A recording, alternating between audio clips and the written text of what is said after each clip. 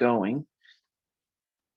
This will be recorded, so if someone comes in late, they'll be able to catch us on the front end.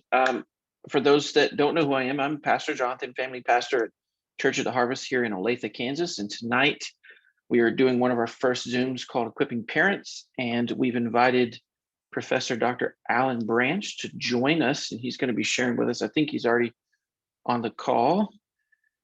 I don't know if he can unmute himself or unvideo himself. I'll see if I can do it for him. Oh, there he is. I hear his voice.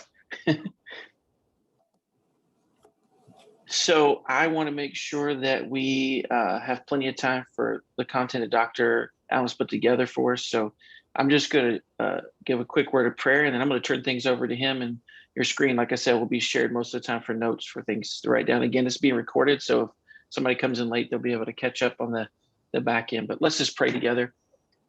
Father God, we thank you for this opportunity to gather as families, as parents, as leaders, God, in a time, in a history, in a culture where, God, Christianity and the values of your word are so splintered and so divided and often confused and mixed into culture. And we think tonight we're going to gather around the clarity of your word and bring understanding to a topic that is very much in the face of this current generation of young people. We just ask for your wisdom. We ask for understanding.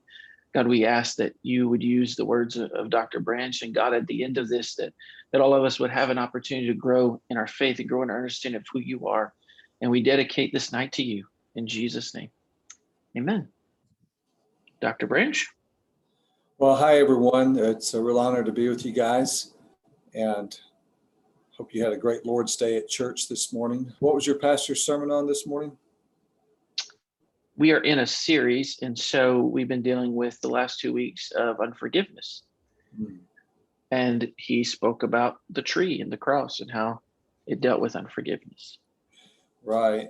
I have to tell you, that's really interesting. I know that there's parents here, and so my assumption is, as we talk about these issues of gender and the broader LGBTQ spectrum, that for some of the parents here, you have a child that's self-identified somewhere across the LGBTQ spectrum or questioned their own gender identity and has maybe asked you some very serious questions, or perhaps even brought some real dissension in the family. And sometimes parents are trying to, you've got one child heading in a direction, and you don't want the other children to be sort of proselytized to that child's way of thinking, but then at the same time, you want the kids to see you model unconditional love to them. And it's a tough balance to strike. And sometimes we can get bitter at God. I'm reminded of Naomi when she came back from Moab with Ruth. And she said, "Don't call me Naomi," which means pleasant. She said, "Don't call me Naomi, call me Mara, for the Almighty has made my life bitter."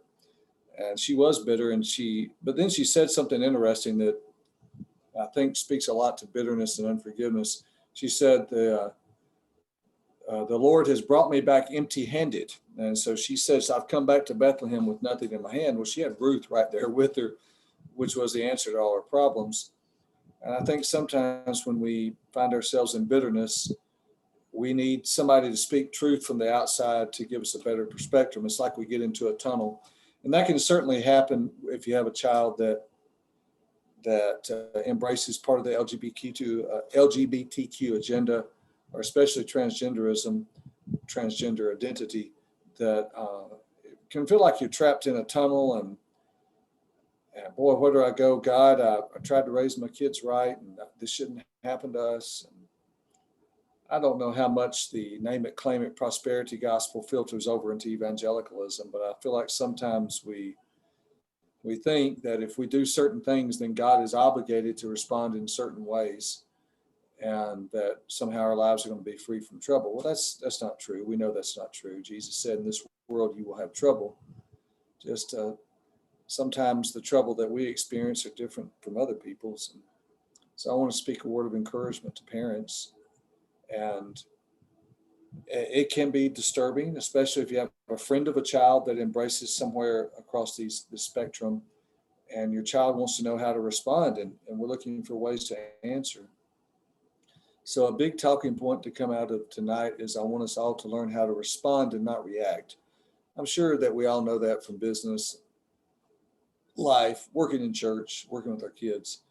But it's really true here. We want to respond and not react. When we react, we just act out of our emotion, and we may at times say things in a tone which we don't intend or we wouldn't have used if we had time to reflect. And sometimes we don't give our kids enough substance to think about. So hopefully I can give you a few talking points tonight to give you some substance of some ideas to think about that can help you respond with your kids. And we are going against the grain in the culture. And I think you need to embrace that right out at the front, that if you are going to be a Christian and hold to a Christian stance on these matters, that you are indeed going against the grain. And that's always been true for the church, and we just need to embrace that. That going against the grain is probably a pretty good transition. If you could open up the PowerPoint, I'm going to show a few slides to you here. And I think sometimes we feel like, flip on down the slide where I have a picture of Sibily, Roman goddess Sibily. If you go on down, and let's stop let's back up. Let's talk about this real quickly. Yeah, okay. Let's talk about these terms. Let's go back to the first principle here that you need to know under A. If we could go back to A. This is the primary principle that is at work among transgender advocates. And it's the concept that sex and gender are considered two separate things. I'm a Southern Baptist. Our statement of faith says that we believe the gift of gender is part of the goodness of God's creation. And when the authors of our statement of faith inserted that sentence in the year 2000, they were using the words sex and gender as synonyms. And I agree, and I suspect most of us do on a day-to-day basis. We use those as synonyms. What you need to know if you want to respond to these things with understanding is that from the perspective of transgender advocates, sex and gender are two completely different entities. Sex is a matter of biology and birth and describes the body, and gender is a subjective experience of how one feels regarding a sense of being male or female. And I would try to restrain from studying things in a crude way, but a statement that's often repeated among the transgender community is that sex is between the legs and gender is between the ears, and that's how they see it.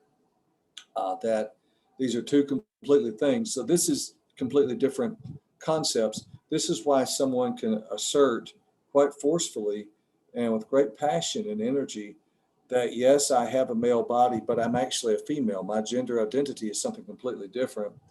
And the way I feel about myself is female. Or, yes, I know my body is female, but my gender identity is male. What you would need to know is that most school counselors are taught this coming through college, and I couldn't give you any percentage. I don't have any data on that. But on the opinions of school counselors, I have no hard data. But I know that it's very common for the folks that your kids encounter in school that they will have accepted this idea and have been taught it. So the question is, how true is that? Can you actually tease out sex and gender as two separate things? And that's a big debate a lot of evangelicals are having right now. Question is, if you grant that separation of those two ideas, have you sold the farm, if you will? I don't think necessarily so, yet I don't drive a hard wedge between sex and gender. For the sake of discussion, I can talk to someone that way, but I don't think the Bible really makes a distinction between sex and gender. It's just assumed that you are going to act in ways consistent with your birth sex. And that really leads, if you understand this concept here that sex and gender are two separate ideas, two separate concepts, that leads to the term transgender. So let's talk about that. I've done tons of research, a lot of teaching and interaction and work on this topic. One of the things I will tell you is the terms are constantly changing among sexually progressive people here in the United States. And at times it's almost a game that they are playing. And the urge is to see if you can keep up with them. And if you don't keep up with them, it shows you are not enlightened. There's this term that's popped up a lot in the last few years called virtue signaling. And one way that one supposedly can virtue signal is be cognizant of what the latest terms for sexual and gender identity are. And if you don't know them, then somehow you are ostracized as sort of a anthropological, theological, social Neanderthal that's behind the times. Don't let people beat you up with that. Do the best you can. The definitions I'm giving you are sound. They're helpful. And if someone uses a term you don't know, just ask them. Say, hey, you've used a term. I'm not aware of it. Could you define it for me? I think the average rational person can accept that. But the term transgender is an umbrella term for persons whose gender identity, expression, or behavior does not conform to that typically associated with the sex. And this is from the American Psychological Association. I don't like this last line here, but it's the line they use. To sex to which they were assigned at birth. Now, I have a fiercely strong pushback on this idea of the sex they were assigned at birth. It's a subtle complaint against parents who look at a boy when he's born and say, oh, well, you are a little boy, and look at a girl and say, oh, you are a little girl. And it's ever so subtly saying, well, you really didn't, you assigned that, you forced off on your child some gender. And I want to relieve parents of a burden. You aren't doing anything wrong when you look at a boy baby and said, oh my, that's a boy. And you look at a girl and say, oh my, that's a girl. In fact, some of the healthiest things we can do with children at young ages is to help them identify with the gender, the sex, I'm using those terms as synonyms, that God gave someone at birth. And to say things like, God made you a boy and I'm so glad, and God made you a girl and I'm so glad. And if parents reinforce that, it seems to be over time that a consistent finding out of mental health experts is if the parent of the opposite sex of the child affirms in that child their gender, then very good things happen. And what I mean by that is if you have a little girl and her dad says to her frequently, I'm so glad you're a girl, you're just awesome, and I'm glad God made you a girl. And if a little boy hears from his mom, I'm so glad you're a boy and God made you a boy. It's important from both parents, but it does seem to be that if the parent from the opposite sex really affirms that, a lot of good things can happen. But it helps children at a young age embrace and identify with the way God made them, which is a good thing to do. So I don't like that last tagline, the sex to which they were assigned at birth. But nonetheless, transgender is an umbrella term. It is changed, and the terms change all the time. I don't know, could some of you, maybe you could just put a thumb up so I could see. Have you guys heard of a movement in literature and in different language departments and English departments across the country called literary deconstruction? Has anybody heard of that? If you could just put a thumb up. One of you has. I see the guy from Mount Zion has, right on. The rest of you haven't. Okay, well, let me introduce it to you. I'm a member of Pleasant Valley Baptist Church, and our pastor Merle Meese has a phrase that he uses from time to time. He calls it geek out. So I'm probably geeking out a lot, and this Jesse saw it too. He knows that word deconstruction. So let me geek out if I can for a bit. Literary deconstruction is a movement that started in literature and English departments and also in France, in literature departments in France back about 50, 60 years ago. And it denies authorial intent. And so what that means is the meaning of the text that the author intended is not important. You assign meaning to it. You can deconstruct the text. And people that get into this play all sorts of strange games with words, and they are always changing the meaning of words. I would tell you there's a lot of overlap between this idea of literary deconstruction that started in different humanities departments on college campuses that filtered over into the social science and the sexuality departments. There's some interplay there. And a lot of what you are seeing are word games. Not to overly geek out, but some of this talking points from the LGBTQ crowd, they have borrowed certain arguments from Marxism. And here's what I mean. Marxism is about class warfare, and Marxism believes certain structures are set up to oppress other people. So for the LGBTQ community, especially transgender, one of the structures they believe that has been set up to oppress transgender people is English language, pronouns like he and she and him and her, and using male and female pronouns and names that designate someone as male and female. A lot of what you are hearing today, I'm trying to remember, Pastor, you're going to have to help me out. I'm assuming you know who was the recent Disney star that just came out and said she's using they and their for her. Demi Lovato. Demi Lovato, yeah. My kids used to watch her when they were little, and I just remember this beautiful brunette girl that just seemed effervescent. And what she's doing is she doesn't realize it, but a lot of that is an attempt to deconstruct language. This is where the Marxist theory comes in. The Marxist theory comes in. Language is oppressing people, and we have to get rid of the system of oppression. So I'm not saying everyone who is transgender is Marxist. I'm saying at an academic level, the people who argue for these things are borrowing certain ideas from Marxist theory. So I don't want to overstate that, but there's a lot of I guess what you should hear out of all that, it's not just science that's driving transgenderism. There are a lot of different streams from academia that have led us to where we are today. Let's go back to the slide, can we, Pastor? And let's slip on down to the next one. Let's go to C. We've talked about that distinction between sex and gender.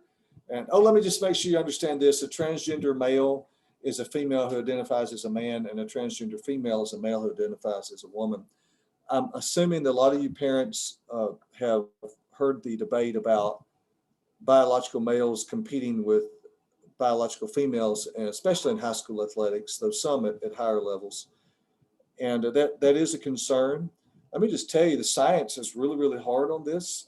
I mean, as far as being clear. And the clear science is that the average male has 15 to 20 times the circulating testosterone in their body as the average female.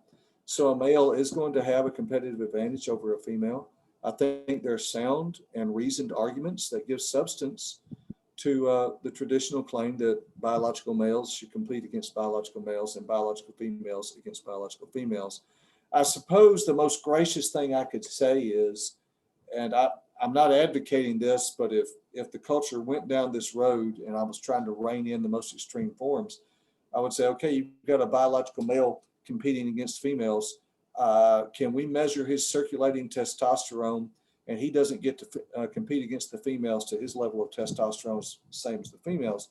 But I'm not even in favor of that, because that requires a massive amount of endocrinological interventions in that young person's life, which I don't want to see happen. But that's kind of where we're at. Let's go to the next slide. Gender dysphoria.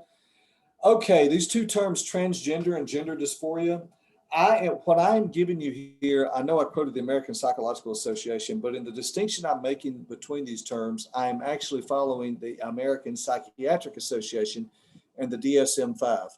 What you need to know is, within the mental health community, there are very intense debates about these terms: gender dysphoria and transgenderism. Gender dysphoria and transgenderism. So let me give you the definition from the DSM-5. Here it is, next bullet point. And the DSM-5 says this about gender dysphoria. If you'll hit that button, Pastor. Is the frame frozen? Am I still It must here? be frozen. Yeah, Where's it at? It's moved on Your my internet side. connection is unstable. That's what it's telling me. Okay. See if it pops up again. There it goes. Can we see the next bullet point? Oh, too far?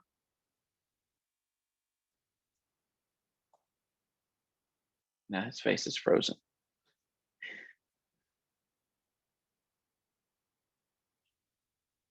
I think there he's back. He's changing, he's moving.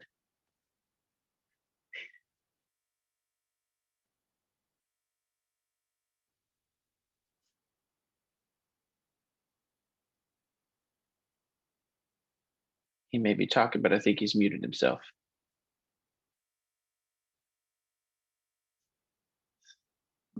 Yeah. There we go. Yeah, I think we're all ready for Zoom to. Yes.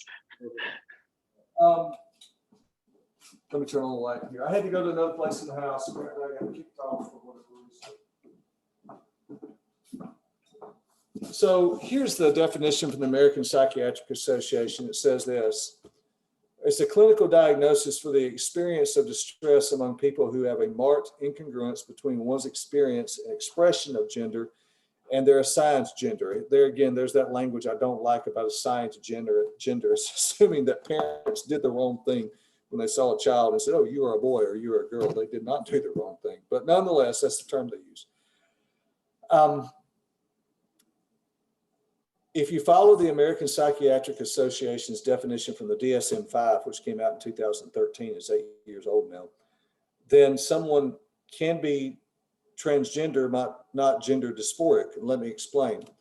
If someone is transgender and they've processed that well and they feel happy about it and they're moving on with life and this individual is doing what they want to do and they feel good about it, that person wouldn't be dysphoric.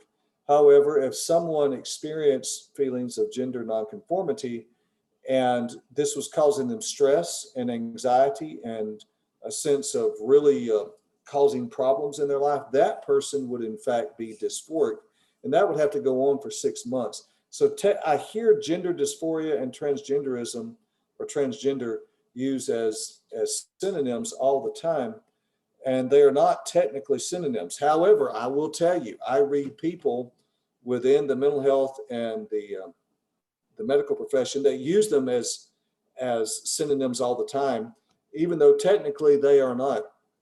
I will be interested to see what the next edition of the DSM says about this. They will do another one sometime in the not far too distant future, and I will be interested if they change this. So I've given you the definition as best as I can, but as I tried to explain to you guys a bit ago, these things are always changing.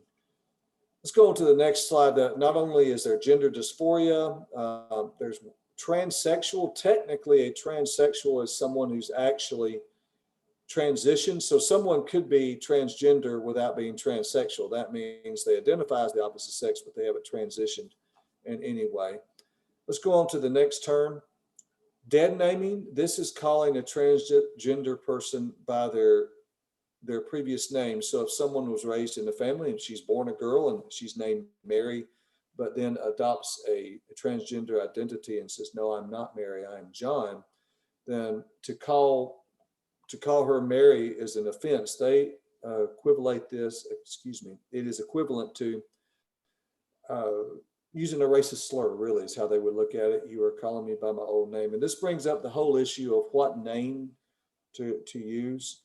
And I know for many of you and your corporations, the human resources department tells you, you don't have a choice. If you want to work here, our company policy is we are affirming. And listen, it's about to be June, and where my wife works at, they're going to have gay flags everywhere, and they'll be sending out emails, come get your picture made in front of the gay flag and put it on the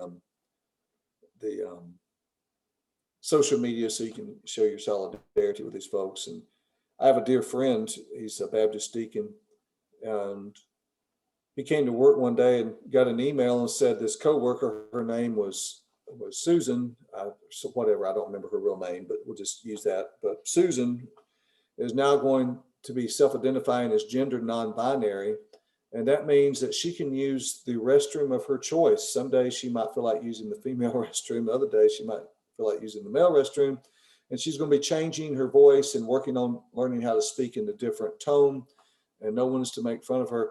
And it was okay. He got that email in the morning, about 10 o'clock, he goes to the men's room. Sure enough, this person comes wandering in there. And I know that's where a lot of you guys live at. So the question about what name to use, I think a lot of it depends on context. The answer I would give within a family might be very, very different than the answer I would give to the person who's serving me at a table at one of my favorite restaurants here in Kansas City. We have a favorite restaurant where one of the young people working there is in the process of transitioning.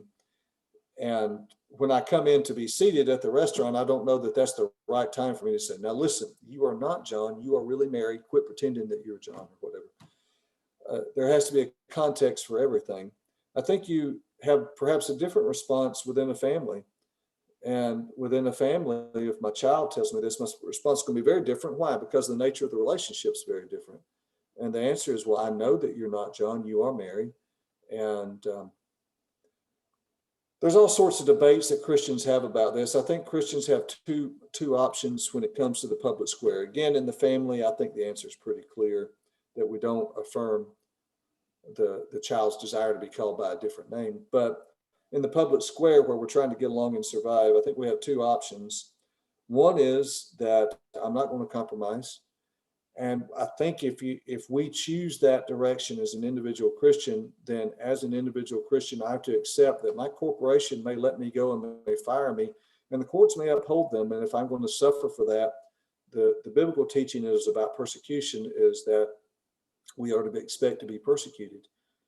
The other option is that, in a desire to keep the lines of communication open, we might call this person by their new identity, because we want to keep the lines of communication open in order to build a friendship with them and hopefully talk to them about Christ. Well, I mean, if a Christian chooses to do that, I think those of us who might choose differently have to give them the liberty to do that. But just to make sure that if that is the course of action one chooses, that it is our actual goal to share Christ with them, and we are not merely doing this as a way to compromise to get along in order to get along, but our ultimate goal is to share Christ. I will give you one story from my wife's experience as an emergency room nurse in her past. She's not an emergency room nurse now, but perhaps it gives it some perspective on this whole issue of calling people by their names or their preferred name or the birth name. There were two occasions where someone came into the emergency room in great distress on a night when Lisa was working and professed to be Jesus. So you had a person that showed up and had a major problem, and the person swore up and down that they were Jesus of Nazareth. And well, obviously this was someone not only in physical distress, but mental and emotional distress. Lisa's first response was not to say, now stop it. You are not Jesus. I know Jesus. I've read about him. You are not Jesus. Stop it, stop it, stop it. What's your real name? Well, no, the way she treated it was, okay, well, Jesus, how can I help you tonight? What's the problem? And try to address the presenting problem, whatever that was. Now, transgender advocates would be offended that I would use a situation like that in an ER, because they would say, well, no. What transgender identity is nothing like someone who has a real dissonance about who they actually are. But I beg to differ. I think there are some analogies there that actually we are dealing with someone who has a real struggle with who they are. So I think the challenge we as Christians face with this whole issue of what name do we use is we don't want to reinforce what we believe to be a lie. I know for myself that's the challenge, because I don't really believe you are a male. And if it's not true that you are, I don't want to play along in the lie. And I think our secular friends, at least our religiously left-wing minded liberal Christian friends, that I don't think they appreciate the degree to which we as conservative Christians are being asked to violate our conscience by participating and being complicit in what we think is a lie. And I really believe that's a rub. What I would hope is that in our culture, as things move forward, I hope there's a revival and things change. That if that doesn't happen, at least I would hope that people of goodwill could grant some moral right of way for Christians to live out our faith and to exercise our faith in the way the First Amendment says, that we have the freedom to exercise our faith in the way that we see fit. And part of that is we don't want to be complicit in these things. But it's going to be a real challenge. I'm asking Christians to be really nice with each other. I think sometimes we can get pharisaical on this issue, and if someone disagrees with me, then we just lambaste them as left-wing liberal, and apostate and whatever. Well, no, we don't need to do that. All of us are doing the best we can to navigate these waters. And I think we need to show some grace to each other as Christians and pray together, seek God's face, and figure out how to handle these things. Let's go to the next slide. This is really the major premise. One of the questions I got sent in about tonight was, well, a lot of people that advocate for a transgender identity don't believe in God. Well, that's exactly right. And that's actually a very clear observation, because a major premise in all of this is that there is no design or purpose for creation. In fact, I'm convinced many of these people wouldn't even use the word creation to describe the world in which we live. They would see that as carrying theistic baggage. But what they think is that our sex is merely an accident of evolution and there's no purposeful design from God. If it's just an accident of evolution, then you can force your will upon the universe in any way that you desire. And the question I received was, how do we talk about these issues with people who don't believe in God. And I've dialogued with tons of Christians on these matters. And I think sometimes, if I can say this in a friendly way, and I mean it in a gracious way. Boy, when I think about these things and trying to coach up Christians, I remember something Tony Dungy said about being a coach. You remember him, the head coach for the Colts, and prior to that, the Buccaneers. He won a Super Bowl. One of the few guys to actually win a Super Bowl as a player and as a coach. But he has a great statement. He says that as a coach, he always wanted to be demanding without being demeaning.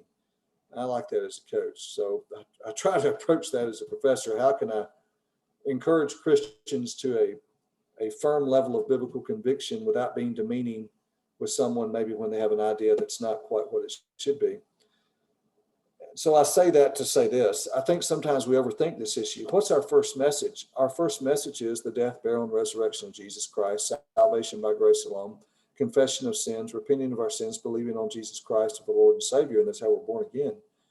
And I think the first thing I would always do, if given the opportunity, I don't know how many of you have heard of a witness sharing program that used to be very popular called Evangelism Explosion. I like it very much. I still remember the Evangelism Explosion outline. I've used it many times in my life. And if I had 5 minutes to talk to a transgender person, the first thing I would talk about is the EE outline. I would talk to them about the cross and the resurrection and how Jesus died for me. That's where I want to start at. Now, when we share the gospel, that doesn't mean I want to avoid questions of gender, nor do I want to sidestep them or give a deceptive answer.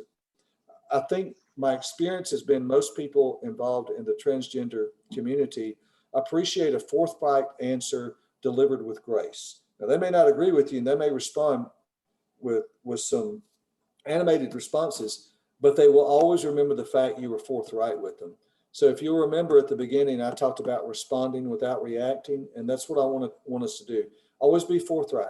Hey, listen, I believe God's got a plan for your birth gender, and the best way to move forward in life is to embrace that. But I haven't walked where you walked. I'm happy to listen to your story, but I do want to talk to you about Jesus Christ. But man, if you're asking me about gender, that's where I'm at. And just clear the air right at the start. And I found that most people on any issue appreciate a forthright answer delivered with grace. Now, it may not win you and your friends in the short run, but in the long run, they will remember that you were forthright. So in a few moments, we'll try to give you a couple of talking points about how we can be forthright about what the Bible says about gender. Let's go to the next slide, Pastor. Let me give you a little historical background. I'm not going to spend lots of time here because I want to get to the Bible. I do want to tell you about this cult, Sibily. And when we're talking about all these issues I just walked through, I mean, good night. If you were 25, 30 years ago in a Bible study on a Wednesday night at some church here in the States, to think that someone would have to be coaching you up, okay, on these terms, transgender and gender dysphoria and transsexual and dead naming, you know, what? No, what's that? And it can feel like we are the first generation of Christians to ever experience something like this. But I want to introduce you to a cult from the Roman Empire. This is the cult of a pagan goddess, Sibily. Sibily. This is not a minor cult. She had a temple right in the middle of Rome on one of the 7 hills. And here's what Sibily worship was all about. In Sibily worship, she was a goddess, and men, let's go to these little bullet points here, men called Galli or a Gallus, they would castrate themselves in dedication to the goddess Sibily and then dress up like women. They would paint themselves and grow their hair long. They would wear women's clothing. On the next slide, we've got a picture of one of these priests. And it's, if you'll notice, this is a man, but if you'll notice the female appearance, this is a Gallus, one of the priests of Sibily. The reason I tell you the story, it was not a minor cult. It was a major part of the Roman Empire. Evidence of Sibily worship persisted for centuries. Augustine, living in Hippo in North Africa, 400 years after the time of Christ, talked about seeing these people dedicated to Sibily. There's been a grave of a priest of Sibily, one of these Gallus, from found in Great Britain, had been found in Syria. So it's widespread. The reason I tell you all that is we feel like we're the first generation of Christians to ever face something like this, and it can be overwhelming and intimidating. But if we could travel in a time machine, if we could get in Bill and Ted's time machine and take an adventure back to visit the first century Christians who received Paul's letter to the Romans. And let's say it's 65 AD and we're sitting down with them and we said, hey guys, we've traveled from the future. We're followers of Christ as well. We are addressing a problem in our culture that seems so foreign to us. They call it transgender, and here's what transgender people do. I think our friends from the church at Rome in 65 AD would say, well, we don't have that word in Latin or in Greek, but we know something like what you're talking about. We've seen something like that. So if you take a deep breath and you realize that you are not the first generation of Christians to address a problem like this, it does give us a sense of perspective. The church not only survived, but thrived in the first century Roman Empire with this major cult of Sibily going on where men castrated themselves and dressed like women. The church is going to survive, and I believe we can thrive through the challenge of gender identity and transgenderism that we're facing today. Let's flip on through this. Let me get to the Bible. Go on to the next major Roman numeral, Pastor, because I've got too much information here. I have a tendency to over-prepare, gang, and it has followed me all my life. And so I do want to, hey, let me say a word about Harry Benjamin. Go back to that slide real quickly. A name you should know here in the United States, the first endocrinologist to give cross-sex hormones to someone in the United States who wanted to transition was Harry Benjamin. He was a German-American endocrinologist practicing in New York.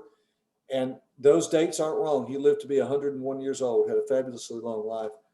And at 80 years old in 1966, he wrote this book, The Transsexual Phenomenon. I have read every syllable of it. But I do want to point out to you that it's the first major book to be published in the United States advocating for what we now call transgender identity. And it's published in 1966. And that date is not insignificant. A lot of what you're seeing with the LGBTQ identities today is really the final outworking of the sexual revolution of the 60s. And this is kind of playing out in our modern day. All right, so go on to the next Roman numeral, Pastor. Let's get on to that.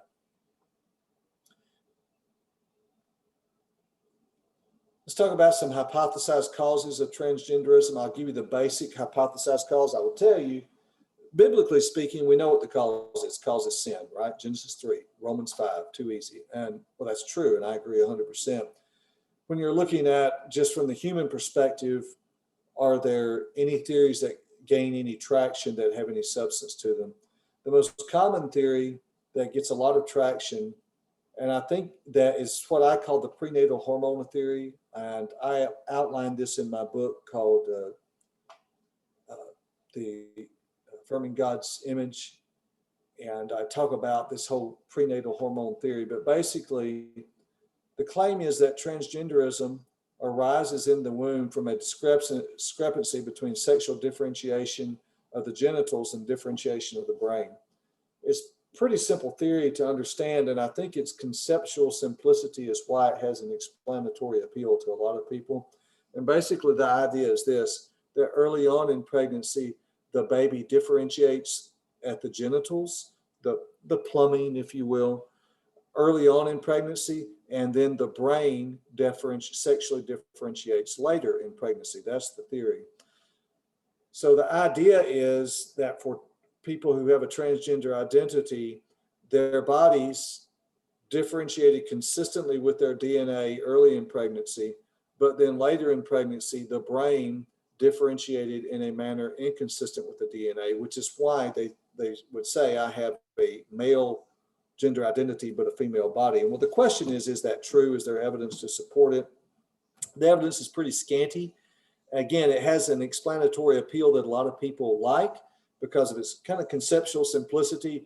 Basically, at stage A, the body differentiates like the DNA, but then later on, the brain doesn't differentiate like the DNA. So it's pretty simple to understand, which is why a lot of people like it. Let's go on to the next slide.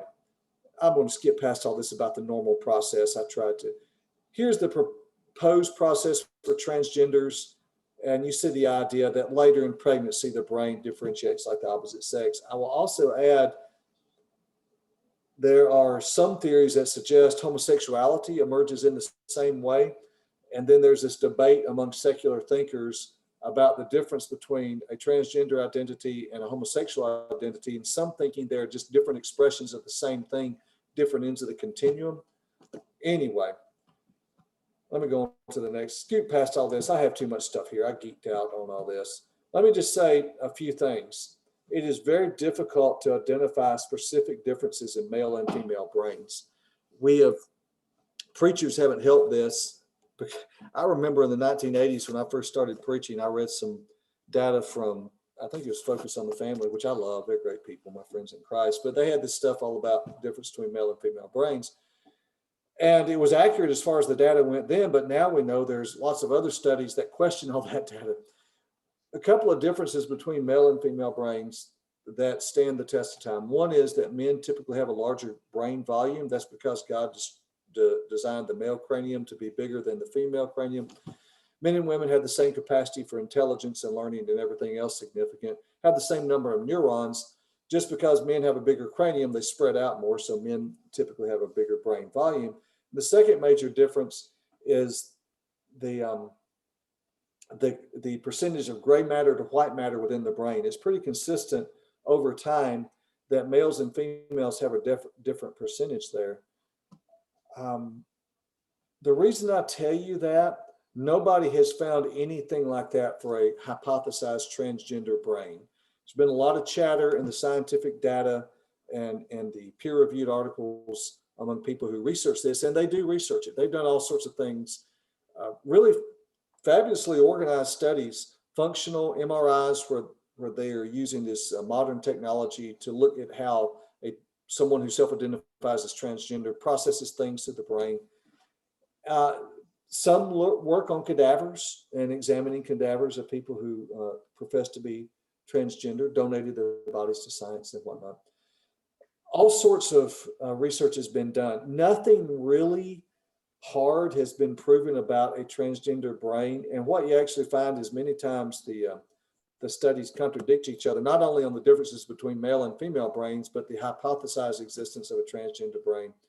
And then the other question you have is this: when you're looking at someone who self-identifies as transgender, if I find any difference in their brain, is that because of an innate difference with which they were born, or is that because of the effects of hormones on them? And here's the big thing I would tell you: whether it's genetics or brain differences on people who self-identify as transgender, the data has zero predictive value. And what I mean by that is you can't take a room full of people and have someone with the finest methods known to science today, whether it's genetics or an MRI or whatever the case might be, let them examine everyone in the room and tell you who's transgender and who's not. They can't. There's no way. So the data has zero predictive value. And people have tried to find data. They've done very extensive research. I would tell you, when data has zero predictive value, at some point you have to start asking, are we really finding anything? I suspect in time that the differences between transgender brains will be attributed more to what we call epigenetics, which means that our body has a way of responding to our own choices. But I will move on. I need to talk about the Bible. I've gone too deep in some of these things. Let's scoot on to the next. I will tell you the number of people who self-identify as transgender is increasing, rapidly so. And this is especially, there's one group that has seen a real spike in data, and that is teenage girls with no prior history of childhood gender nonconformity. If you've ever talked with a family who had a child at 5 and 6 years old who expressed gender nonconformity, you know it can be a very befuddling experience. I mean, a child will fiercely tell you at 4 and 5, no, I'm not a boy, I'm a girl. Most of those cases self-resolve if left to themselves. But what we have discovered in the last 10 years, the last decade really, are teenage girls in particular, and I have to say this because the data is there, it seems to be among white teenage girls of European ancestry, as opposed to other ethnic groups here in the States, with no prior history of childhood gender nonconformity, who are suddenly self-identifying as transgender out of nowhere. I mean, it's ex nihilo, they just suddenly.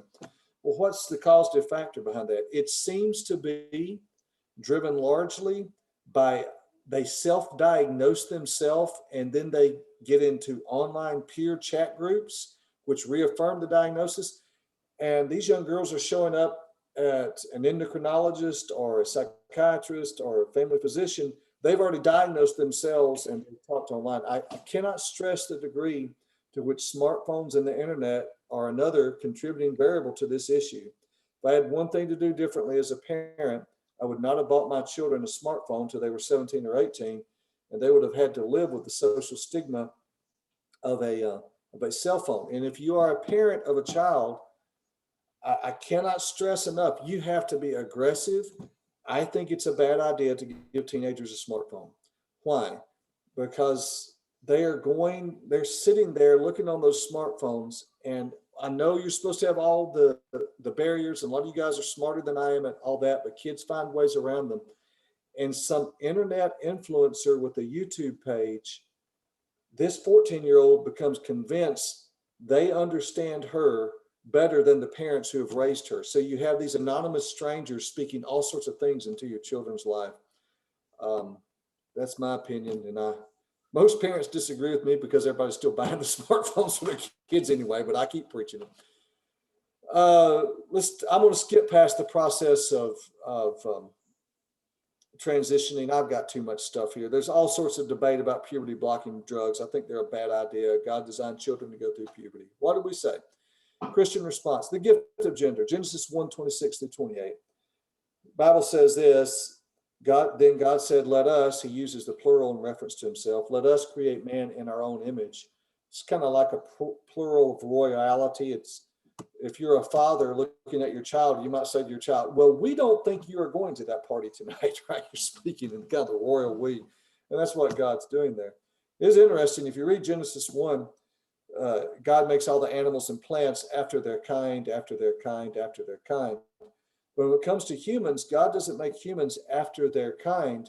Humans are made in the image of God. I think we miss that because most of us know the Bible and we just kind of lose it. But the first time you ever read it, it's quite striking. Wait a minute, these aren't made after their kind. They're made in the image of God. What that means is there's nothing else in the category of human. Humans are unique. And then in verse 27, it says, male and female, he made them.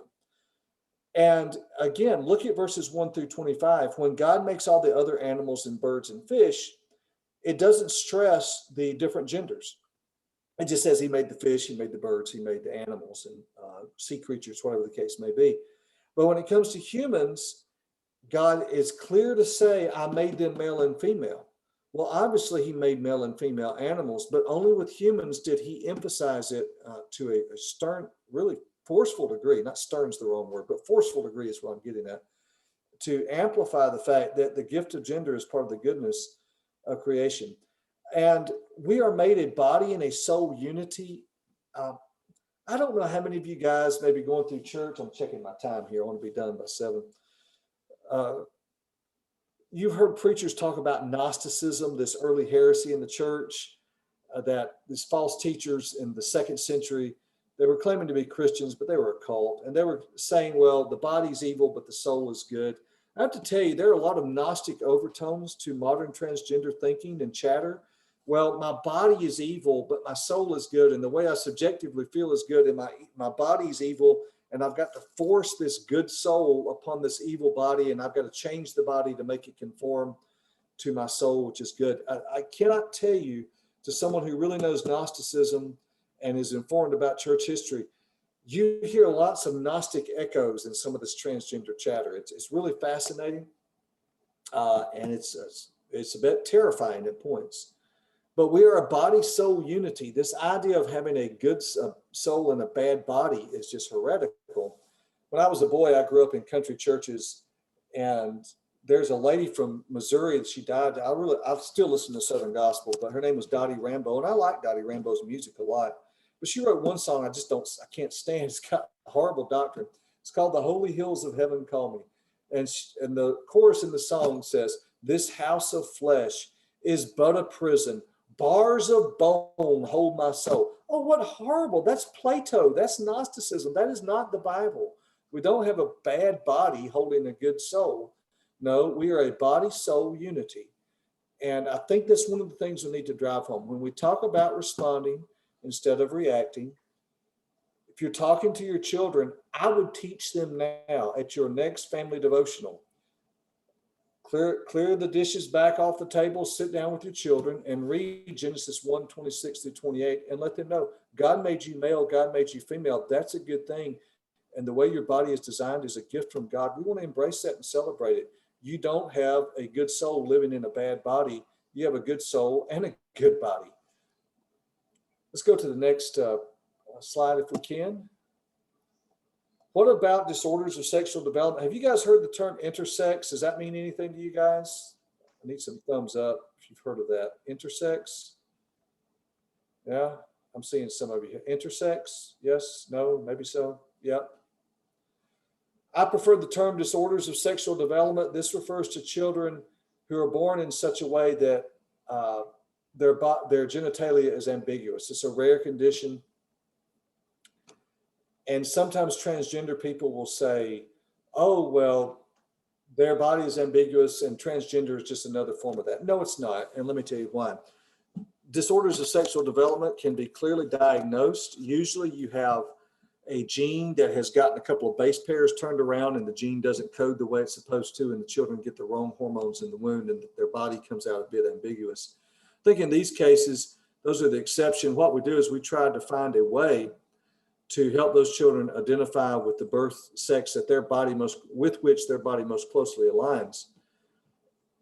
We affirm the distinction of the gender binary and we find ways to address the exceptions. I would want you to know, trying to build an ethical theory based on exceptions is a bad way to do your ethics at a whole lot of issues, especially bad to do your gender thinking that way. And we have a culture that's trying to take the exceptions of children born with a DSD and make them the rule. That's a bad way to do ethical reflection. I cannot stress that strongly enough. But transgenderism can't be diagnosed in the same way that a DSD can. You can diagnose a DSD objectively. That's why they have names. Transgender, we are relying on someone's subjective testimony. They're completely different things. Next slide. Say a few more things. We have a fallen nature. Listen, Romans 1:18 makes it very, 1:18 and following makes it very clear that our desires are fractured. And in fact, we desire to do things we shouldn't desire to do. And it's called the fall. And one old country preacher put it this way: our want to is broken. We want to do things that we ought not want to do. And to date, no one has found a cause scientifically for transgenderism. What we do know is that for many people, it is a real experience. They feel an extreme disjunct. One way of responding and not reacting, if someone says to you, I feel like I'm trapped in the wrong body, I have this experience of dysphoria and it's maddening to me, it's just to ask them, tell me about that. Talk to me about that. How long have you felt this way? I've never felt that. Can you help me walk in your shoes for a bit? One of my favorite books ever written is by Harper Lee, To Kill a Mockingbird. And one of my favorite lines ever in any literature outside the Bible is when Atticus Finch in To Kill a Mockingbird tells his daughter Scout, if you want to understand someone else, you've got to get in their skin and walk around for a little bit. That doesn't mean affirm everything that people do. I certainly don't affirm a transgender identity. But what I am trying to do is understand, and simply to ask questions like, tell me about that.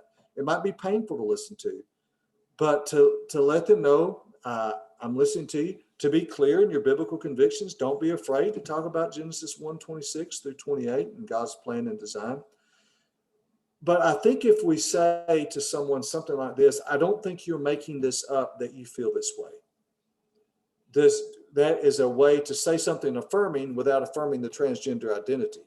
If that makes sense to you, we're finding a way to build a bridge, hopefully to have a good conversation. So I don't think you're making this up, but let's talk about it. And let's talk about what the word says. But we have to acknowledge at some point, all of us have desires which are broken. And to be frank, from a biblical perspective, and that's the worldview from which I'm operating, a transgender desire is broken. Now, someone may not have asked for it, but it's still broken. We have all sorts of temptations for which we didn't ask, which are inappropriate and wrong. Let's go to the next slide and keep going on. I'm going to have to scoot past Deuteronomy for time's sake. I want to get down to the topic of the eunuchs. Let me talk about this. I need to alert you to something you will encounter in some religiously minded transgender people. they're out there. I know it sounds counterintuitive. I've had some conversation with folks that claim to be transgender. One individual in particular claimed to be transgender, swore up down he's a born again Christian. This is a verse that's often comes up in those conversations.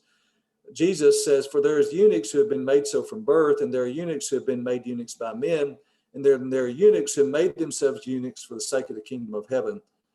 What does Jesus mean? There's three categories there. Next slide, we give them pretty clearly. Let me define them for you. First, eunuchs from birth refer to people who, for whatever reason, were unable to have sexual intercourse and thus did not marry.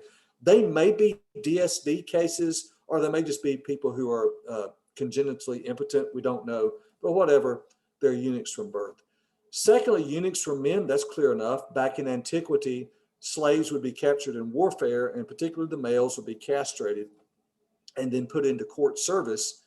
And then finally, eunuchs for the kingdom of heaven are people who choose a life of chaste celibacy to serve the Lord. Those are the three categories. Do you see the second category, eunuchs made by men? Some transgender activists who are religiously minded have tried to say, oh, that's a third category of sex that Jesus is introducing. You have males and females and transgender. No, that's not true, and here's why. The men who were made eunuchs by other men were still considered males. No one questioned whether or not they were a male. They were just a castrated male. And with that in mind, I will say this about gender transition surgery. A gender reassignment doesn't make a male into a female, and it doesn't make a female into a male. What gender reassignment surgeries and procedures do is they make a biological male into a mutilated biological male, and it makes a biological female into a mutilated biological female. But you do a DNA test, they're still male and female. So let's go to the next slide. Let me keep going on, and I'm going to scoot past this. I want to go all the way to the end with Philip and the Ethiopian eunuch, and I'm at the end of my time. Let me say this. The Ethiopian eunuch, that's the closest thing I can come to. It's not the same thing as transgender, but he was a man who had been emasculated against his will. The difference being transgender people today do it by their own volition. But the point is that Christ, the gospel was for him. Christ was for him, and Philip shares the gospel with him. So our response is to share the gospel with people from a transgender background. And as a church, if you reach out to transgender people, it's going to be messy. And what you need to know is if a transgender person gives his or her life to Jesus Christ today, and that person's born again, based on the hormones they've been taking and what they've done to their body, it's more than just changing clothes. They are still going to look like the opposite sex the next day. And it's going to take a lot of time and a lot of patience to work with them. And here's my advice for someone who is transgender. If someone who's transgender comes to faith in Jesus Christ, my question is, and this is the goal, how can you embrace your birth sex as best as possible, given that you have unalterably damaged your body? Does that make sense what I just said? How do you embrace your birth sex? And so I'm affirming the biblical paradigm, but I'm also trying to acknowledge that they have irreparably damaged their body. Sometimes the supposed reversal of sex reassignment surgeries are worse than the sex reassignment surgeries themselves. So there's all sorts of questions about, we have this person here who's harmed themselves, and to try to fix the harm is sometimes greater than just leaving it alone. But how do we help them embrace their birth sex given what they've done to their body, if all that makes sense? And it's going to be nasty and difficult. Nasty in the sense that you're going to have to deal with some difficult questions. I don't mean that. I'm not trying to denigrate someone. I'm not trying to demean someone. I'm just trying to find a word to say we are dealing with unusually difficult issues, and it's going to take a lot of prayer and compassion. One of the questions that often gets asked is, well, how do I talk about these issues with my children? First step, don't be afraid of it. You bring it up. Don't wait for them to bring it up. You bring it up. Go ahead and talk through what Genesis says, and don't be intimidated if your children ask you a question to which you don't know the answer. Look them right in the eye and say, honey, son, you've asked a question, and I take your question seriously. If you'll give me some time, I'll try to research and see if I can find a good answer for you. And sit down and talk with one of your pastors. Reach out to me, send me an email. We can chat about it. But my advice would be to have a family devotion where you read Genesis 1:26-28, you talk about God's plan, that God has us as a soul body unity. We don't have a female soul and a female body. We just are females and males. And that God has a purpose and plan in his design, and it's always better if we go God's way. But also talk to your kids about, I know you have friends identifying as transgender. We want you to know our job is to tell them about Jesus Christ, how they can be saved. And then when they come to Christ, we'll talk about what repentance looks like for them. And the goal would be, how would they embrace their birth sex given what they've done to their bodies? So the goal is the biblical view, but we just have to acknowledge as church members, they have done things to the body, many of which cannot be reversed. If a girl takes cross-sex hormones and her voice deepens, that's going to be that way for the rest of her life. The best data I've read has said that. I don't know any way that can be reversed. Some of the guys will actually have vocal cord surgery so that they can shorten their vocal cords so that they sound more like a female. That's not going to be changed after praying to trust Jesus in your heart. They're still going to have that sort of voice the next day.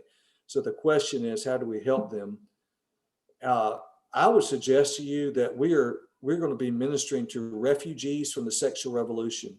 The world's lied to them. They've believed the lie and they've harmed themselves. So we've got to show mercy to them as Christians, to people to whom the world has lied, and they're morally responsible. They believe the lie. I understand all that. But still at the same time, they are refugees from the sexual revolution, and we should provide a hospital for them at the church to be very, very patient. There's tons of other questions, but I hope that's been helpful for you. It's an honor that you took some time on a Sunday evening to listen to a seminary professor / Baptist preacher trying to talk about some of these things. And I hope it's been encouraging. The book is Affirming God's Image. It's I tried to write it for the person in the pew, and I hope you find it helpful. Thank you so much, Dr. Branch. Thank you, everybody that came on. I know we want to try to keep our time because we're going to try to do this once a month, get together and these kind of things. This has been recorded, so if you didn't capture all the things that were said, we'll make sure the link is sent out to you. And go ahead. Oh yeah, would you give them my email address too? Send everyone my email address. Yes, I will do it. And feel free to share this. Feel free to share this PowerPoint with anyone and send it along. And so if anyone wants the PowerPoint, they can do that. All right. Yeah, we'll get you guys all an email. And that way, if you have further questions or comments you want to send to him, he'll make himself available. Yeah, I'd be happy to chat with you. I'm going to be, by God's grace, I'm going to be out of the office for several weeks. But I promise you, if you get an email, it will be towards the end of June, but I am going to get to them. So I'm not blowing you off. I will get to them. Just be patient with me. Awesome. Thank you so much. Hope everyone has a great evening. And like I said, we'll get some things to you. Thank you again, Dr. Branch, for joining us. Have a good night. You guys, y'all take care. Bye-bye.